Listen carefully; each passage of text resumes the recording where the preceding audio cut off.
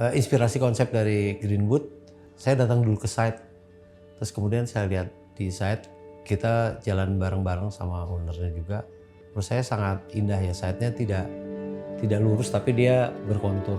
Kemudian di ujungnya ada kayak danau gitu. Jadi saya pikir bagaimana kalau desainnya tidak seperti kayak di kota, tapi kayak countryside, kemudian mengincorporate landscape yang ada itu menjadi bagian dari desain keseluruhan dari kawasan, sehingga orang datang ke sana punya nafas yang nyaman, punya lebih bergairah, dan saya berharap berkesan sih orang datang ke situ gitu.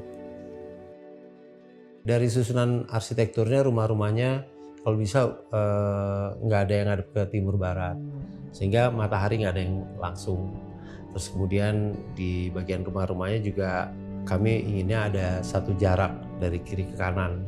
Selain indah, tentunya cross ventilasi juga menjadi bagian yang penting. Pendekatan arsitektur pasif itu juga yang menjadi dasar dari arsitektur Greenwood. Kemudian material untuk dindingnya itu menggunakan material yang recycle. Ternyata cukup mengagetkan karena sangat rapi, cepat dipasangnya. Tadi ya dengan recycle, maka kita juga ikut membantu proses tidak menambah kerusakan lah pada bumi gitu ya. Yang ketiga mungkin juga di bagian lantai dasar kami usahakan nggak usah pakai AC, pakai kipas angin ini juga enak. Kesannya kayak di beranda gitu. Dan kita juga ngerasa kayak resort lah gitu, setengah resort. Sedangkan yang fungsi-fungsi yang utama kamar tidur ya tentunya bisa pakai AC, tapi juga semuanya ada jendela yang bisa cross ventilasi kayak gitu.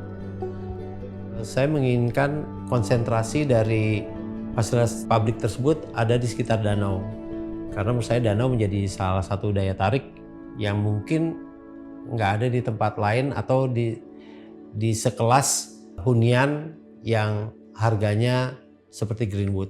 Ini adalah satu potensi yang paling baik.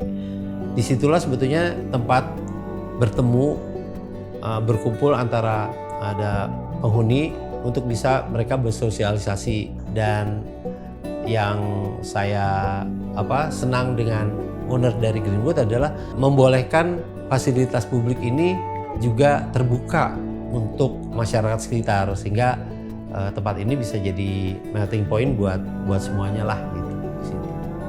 Kami memang sangat respect sama bumi ini.